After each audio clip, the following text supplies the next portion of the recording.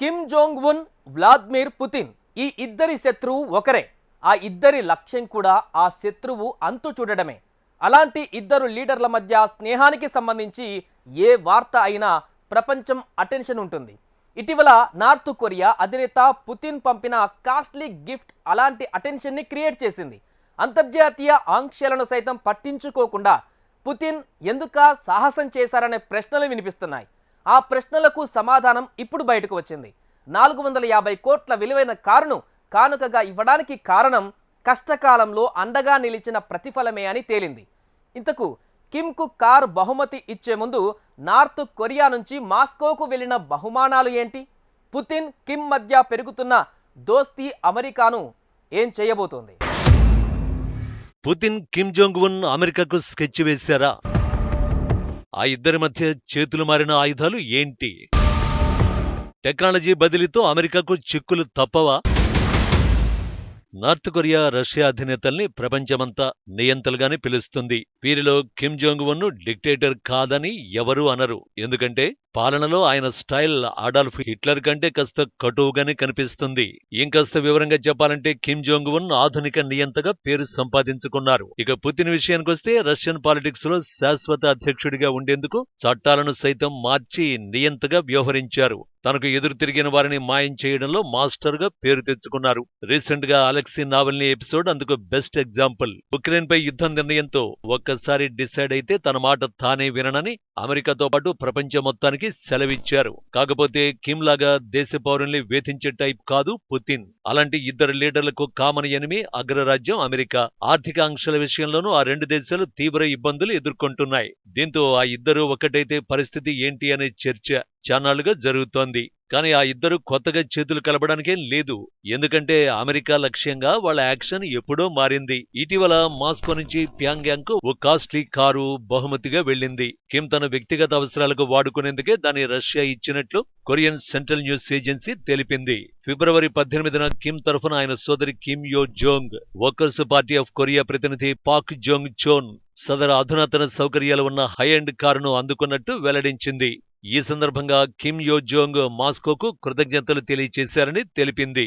ఇరువురు నేతల మధ్య ఉన్న ప్రత్యేకమైన బంధానికి ఇది నిదర్శనమని వ్యాఖ్యానించింది. ఆ కారు విషయానికే వస్తే వ్యక్తిగతంగా నార్త్ కొరియా అధినేతకు వాహనాలంటే చాలా ఇష్టం. ఆయన వద్ద అత్యంత విలాసవంతమైన కార్లు చాలానే ఉన్నాయి. అంతర్జాతీయ ఆంక్షల నేపథ్యంలో దొడ్డిదారిలో తమ దేశానికి విలాసవంతమైన కార్లను స్మగ్లింగ్ చేసుకుంటారు. ఈ క్రమంలోనే 2023 సెప్టెంబర్లో రష్యా వెళ్లినప్పుడు Putin car RS senate limousine ను కిమ్ ఆసక్తిగా పరిశీలించారు. ఆయన ఆసక్తిని గమనించి పుతిన్ కిమ్ ను కారులో ఎక్కించుకుని స్వయంగా పుతినే డ్రైవ్ చేశారు. తాజాగా తన కారు లాంటిదాన్ని పుతిన్ కిమ్ కు కానుకగా అందించారు.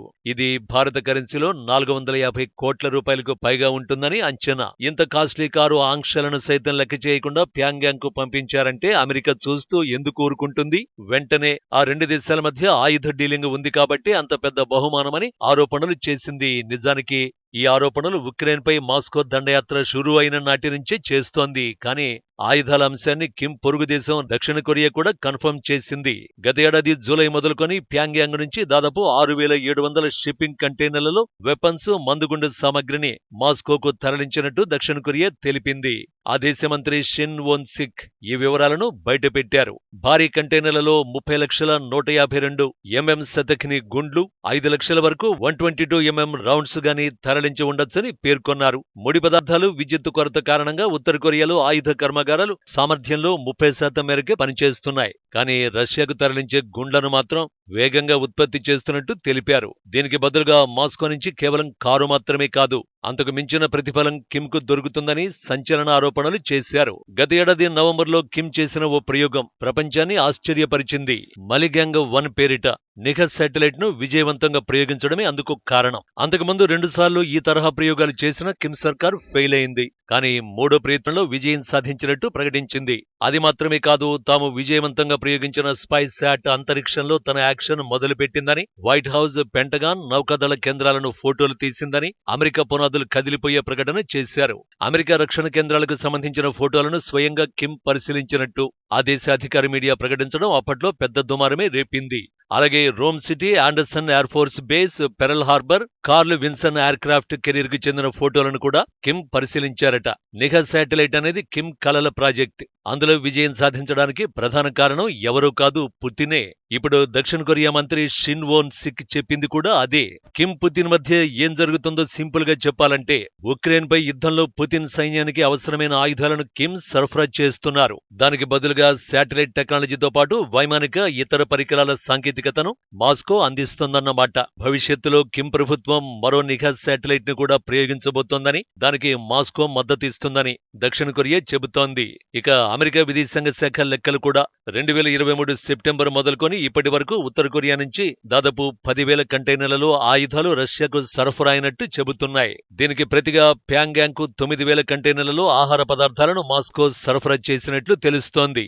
ఈ పరిణామాలు చూస్తుంటే పుతిన్ కి మధ్య స్నేహం అమెరికా కొంప ముంచే స్థాయికి పెరుగుతున్నట్టే కనిపిస్తోంది. మరి ముఖ్యంగా ఈ ఇద్దరి స్నేహం ఇలాగే కొనసాగితే ఏదో ఒక రోజు అమెరికాను ఢీకొట్టే స్థాయికి ఆయుధ వ్యవస్థలు ఉండే అవకాశం లేకపోలేదు.